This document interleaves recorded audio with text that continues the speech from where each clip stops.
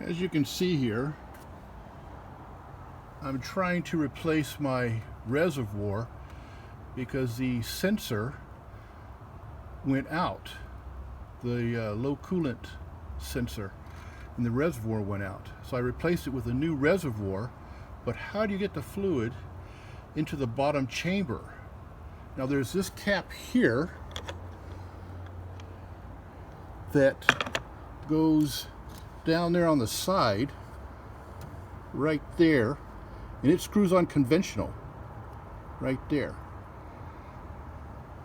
And it's got a little hole in it for a bleeder. And what I've done is, there's a little hole, let me get my little device out, right there, and then this channel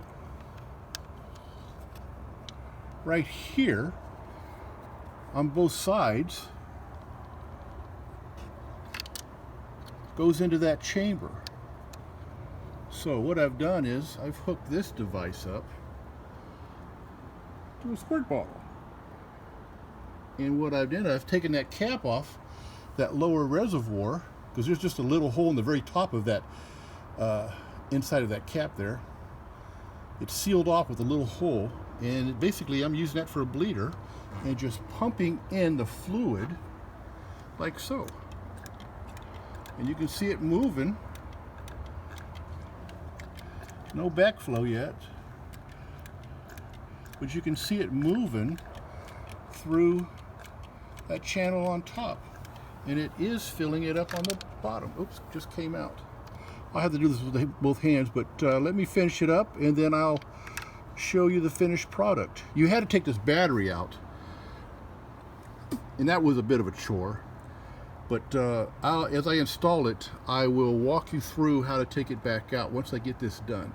But when you get that low coolant, reservoir low coolant warning, and your both reservoirs are full, it's because the sensor went out. This is a 2017 GMC Duramax, the L5P Duramax. I had the, about 6 months ago, I had the dealership flush the radiator for me, and they used a vacuum process to replace the fluid. I think that damaged the sensor. I'm not taking it back to the dealership to have them fix this when I can fix it for, I think the price of the that container right there was about 60-80 bucks, and they wanted $500. So, you know, I'm gonna do things my way, save some money. So I'll come back once I have that reservoir topped off, and then I'll walk you through how to install the battery, and you can just reverse it to take the battery out. Okay, YouTubers, I'm back. Hey, if you can see here, this is the battery I took out. Didn't have any handle or straps on it, so I just I worked the strap up underneath it and was able to pull it out by twisting the strap up like so, you know, and then pulling the battery out. I rinsed it off, got the dirt off it. But as you can see, let me get this out of the way.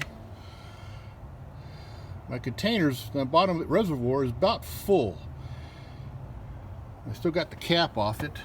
You can see, I think right down in there somewhere, you can see where the cap goes. I'll show you when I get the cap back on it. But I'm just using a 24-ounce spray bottle. I crammed a hose. I took the valve off it, pulled out the guts, shoved that plastic hose in there, and I think this is just a piece of air pipe from a oxygen machine. I think my mother's oxygen machine when she was on oxygen.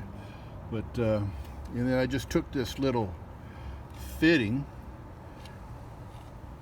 shoved that hose on there, and basically I'm just squirting that fluid in there. You can see it moving, and I'm just taking my time filling up this tank. This is my third fill up of this 24-ounce container. So, and as you can see, I've got the, there you go, you can see where the cap goes right there, right smack there in the middle. I'll see if I get my finger and point it out to you. Right there, that's where the cap goes. It's got a little vent hole in the top. It's a sealed reservoir, but it's got a little hole built in it for relief. And I understand the dealership uses some kind of vacuum to, or do they do like this? But they have a cap that goes on there that's got a hose on it, and they can force it in that way, and then probably bleed it through this top hole that I've got my little doodly dabbler in there. But I'll be back. I'll let you know how it works, and then I'll work you through how to take that battery. Okay, I'm back. Guess what? Watch right down there where that cap goes. Oops. I'm gonna get it back in the hole there, like it's supposed to be. And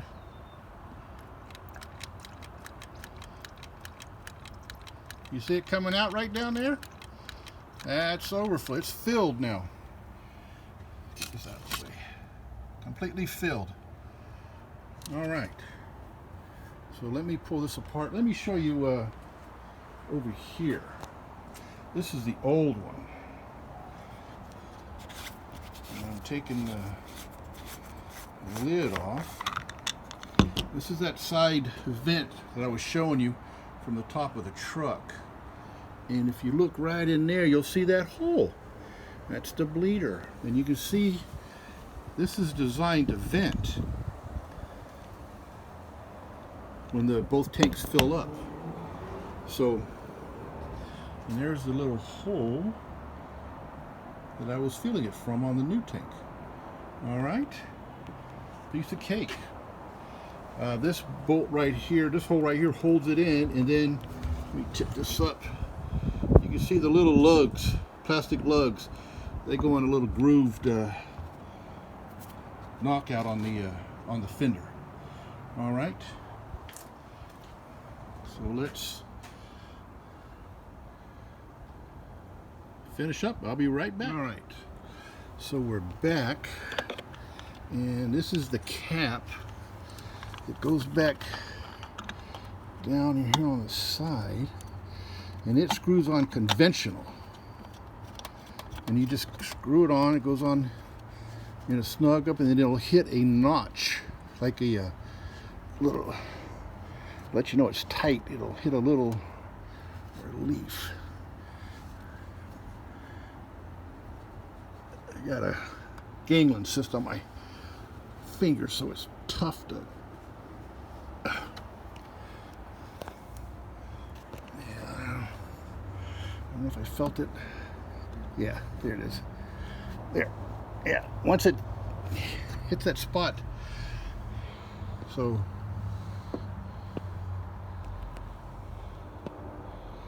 So you can see that cap in there. It's right there.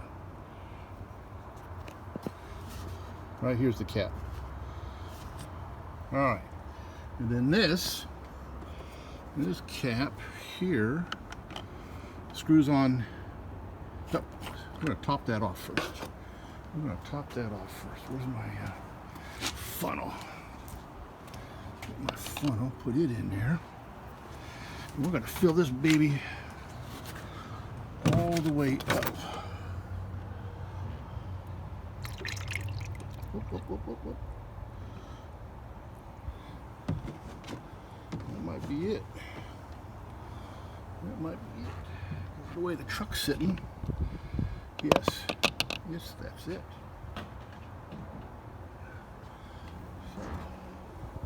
A little air in there still, but that'll come out. Now see, it goes on opposite how you would think it would normally go. So it's reverse threaded, and then once it snaps right there. See that? Goes in and snaps. There you go. See that? There we go. Now we're going to put this battery back in here. Fire this puppy up and let it idle for a while until it warms up and see what happens. All right, one more thing here. This is what I used to see that little nipple there, and what I did is I just inserted this in this hose and just worked it on there. And then what I've got here is, let me just pull this out. Whoa, don't lose my parts. I need that again eventually. This, yeah, I got it wedged in there pretty darn good.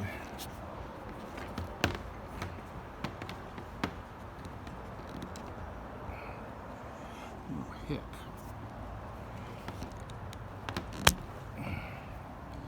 Oh. That piece came off. So hang on just a second. You see how much I got that hose wedged up in there? Quite a ways.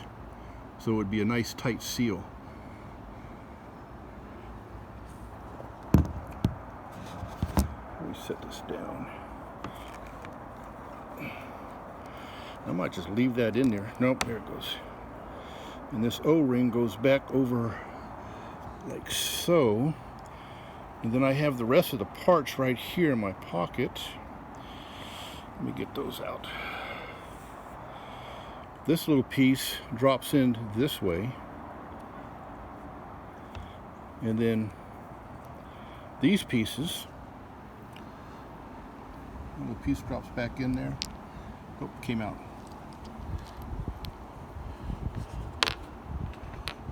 It goes in just like that. And then this goes back in here like so. You just push that back on, and then this cap goes back on. I'm going to take it apart again and clean it, but I just wanted to show you how I did that. Now this, I don't know what you call this, but it was like to join two hoses. So it worked out perfect for me. All right, I'll get my lovely assistant out here and we'll show you how to put that battery back in.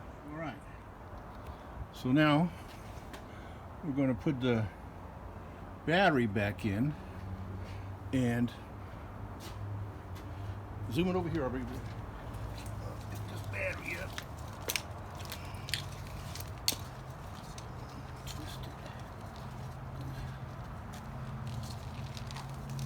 Okay, I'll set it right here for now.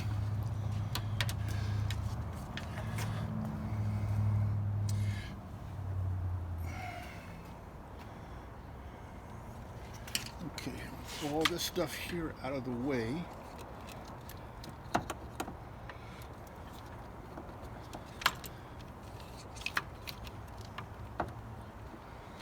As best I can, getting this stuff out. It was easy getting it back in. I think it's going to be a bear because I only got one set of hands. I did disconnect both batteries, so I wouldn't have these things arcing on me over here. So it goes in just like this.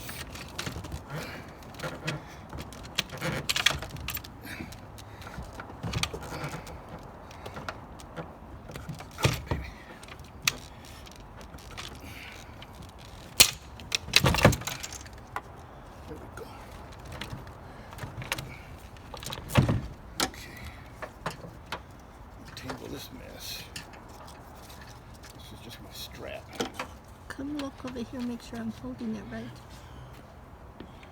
No, you're not. You're missing everything, as usual. Right there. Okay, sorry.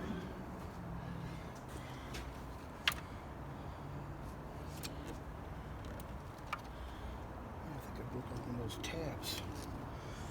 There we go.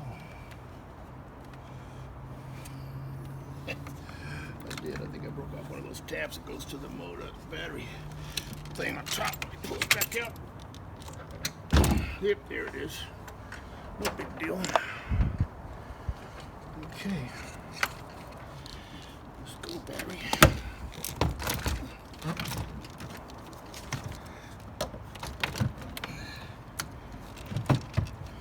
Goes right back into place there. Lift this end up.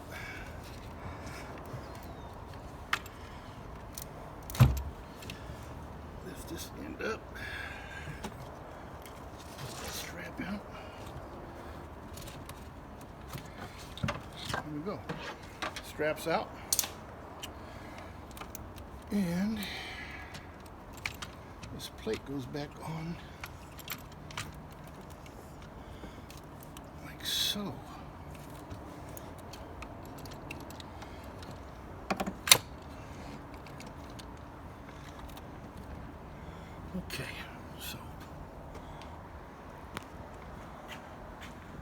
this right here is what I had pulled out of the way, and it's got some tabs on it. I did break off the back one, but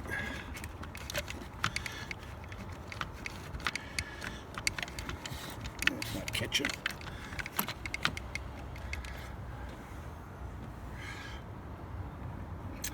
It's not catching because dummy me put the battery in backwards. So let me start over. Finger out of the. Okay. All right. So I'm back to putting this back together. I did take this out. Can you see that? Yes. Because it made it a lot easier to get that battery out. And it goes right back in, right down here. You see my hand? Mm-hmm.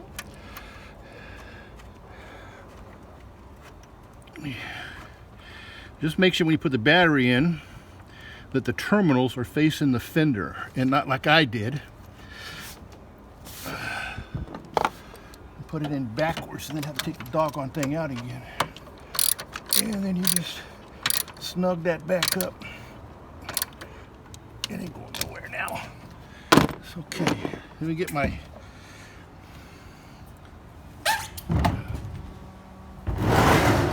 trash can out of the way. Okay, then this piece here, all the water out of it, this piece goes back on right here. And it snaps into place. And then these two connectors, one goes right here, and the other goes right here. And then you have your positive, and then you have your other two coming from the other battery, and then you have your negative. So I'm going to hook up the positive first, and that is, I forgot to mention that the retaining bolt down there for the battery is 13 millimeters. These are 10. So just work that back on and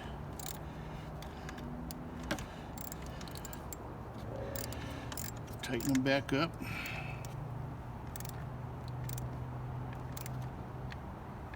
That's good. These two, which are dead, put on last. This one goes right here. This is your negative. Work it down good. And then you just tighten up. This is 10 millimeter.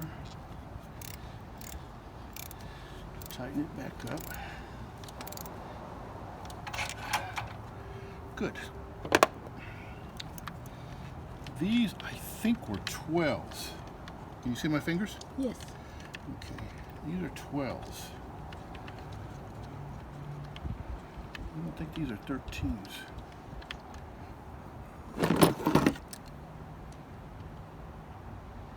Nope, they're 13s. So we're in business. These go on like so.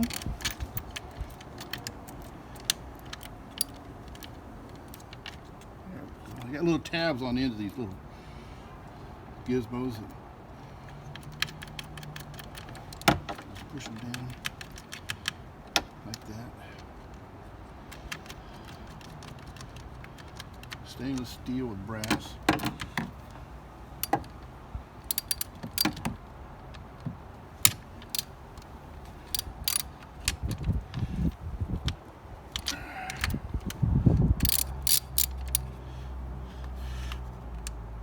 There we go.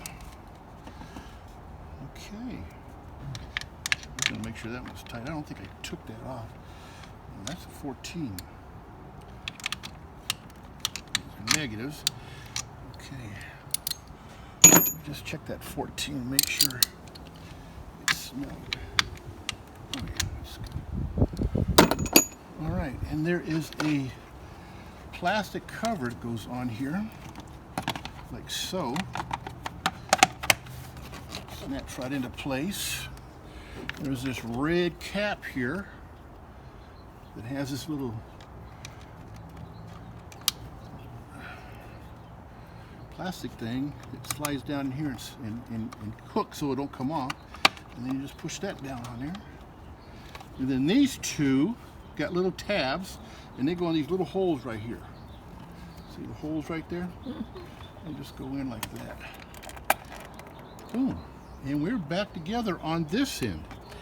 Now I did disconnect the battery on the far side, so let me get my lovely assistant to swing the camera this way. And here we have, where's my, okay. This is the positive. We'll put that on first. Oops, we'll lose that. Let's stick that on. And there was a cap on here.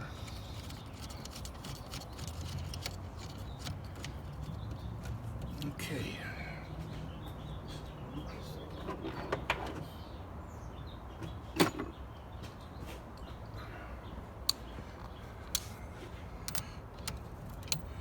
Yeah, these are 14s.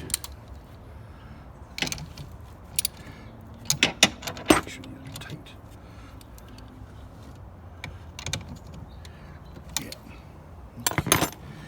And then this other one is still a 10mm. It goes on right here.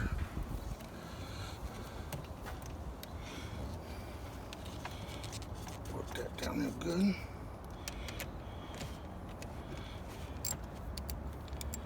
Get that started.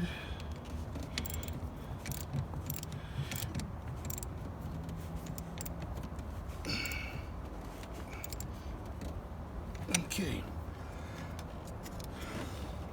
And this cap goes back on like so. And that's it. We're back together. We're back together. So, as you can see, this battery's hooked all back up, and I use my trash step ladder out. But this is the battery all hooked back up. There's my reservoir. So I was on YouTube forever trying to find somebody who had been through this. I've seen some videos, but they weren't informative enough for me. So let me get my fat finger out of the way. So I decided to make my own. So what we're going to do is we're going to fire it up and let her run for a while and see how much antifreeze we got to put in. When I disconnected this hose here, I didn't lose that much antifreeze out of this hose. I pulled it up. Same thing with this one. When I took this one off, I pulled it up, kept them up. So I did have a container down there to catch the fluid that came out of this. So had to put a big tray down there to catch all that fluid. We'll have to package that up in some old milk containers and take it down to the dump to the recycler, where we can take the used oil and antifreeze. So I'll be back after a while. You know what? I almost forgot. This weather strip goes right in there, and it's real easy to put back on. This bar right here goes like so.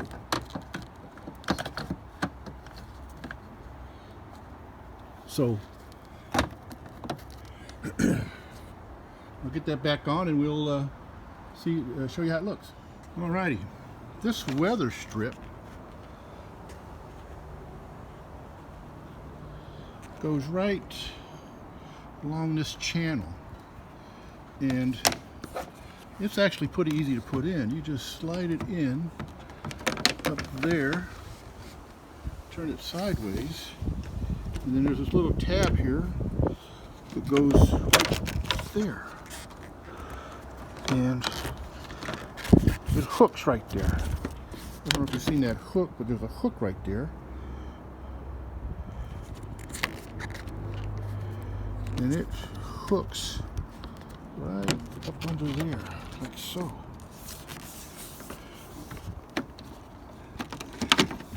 And that's it. We're all done. This bar, I'll put this bar back in because you do have to take this bar out. And it is 13 millimeter.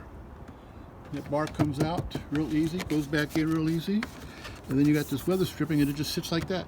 So some people bend it out of the way. I just took it off. It came off real easy. Alright, the truck's running. I don't know if you can see it, but the fluid is moving in that channel. The fluid's moving in the channel. That means the pressure's building up in there. That's a good sign. It's a pressurized system. Love this truck.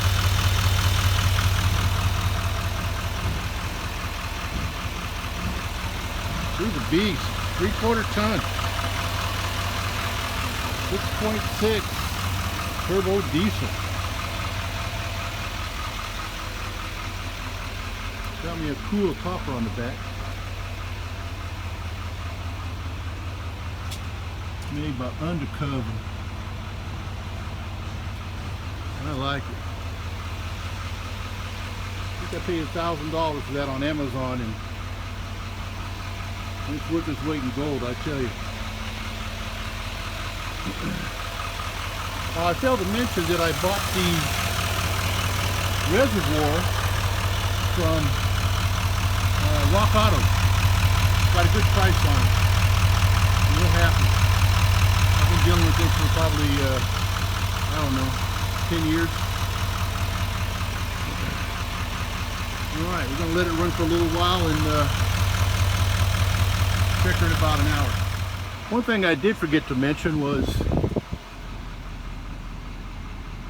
for 2017, I got 114,000 miles on this baby.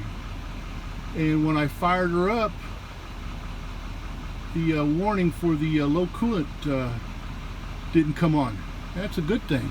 We'll check it over the next couple of days. I'll be driving